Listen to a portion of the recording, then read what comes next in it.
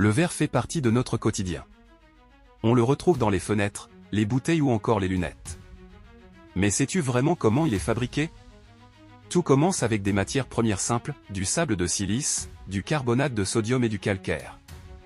Ces ingrédients sont soigneusement mélangés dans de grandes proportions, parfois enrichis de verre recyclé, que l'on appelle le calcin. Une fois préparé, ce mélange est acheminé vers un gigantesque four. À plus de 1500 degrés Celsius, le sable et les autres composants se transforment en une masse liquide incandescente. C'est là que la magie opère, la roche se métamorphose en une matière fluide et transparente. À partir de ce verre en fusion, on peut créer différents produits. Pour les vitres par exemple, on utilise le procédé appelé float glass.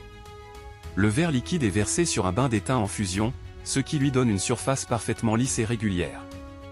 Pour les bouteilles ou les bocaux, le verre en fusion est soufflé ou pressé dans des moules métalliques. Chaque objet prend forme en quelques secondes, grâce à des machines d'une rapidité et d'une précision étonnantes.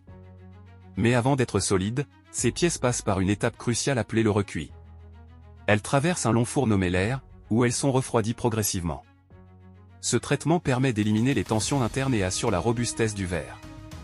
Enfin, chaque produit est minutieusement contrôlé.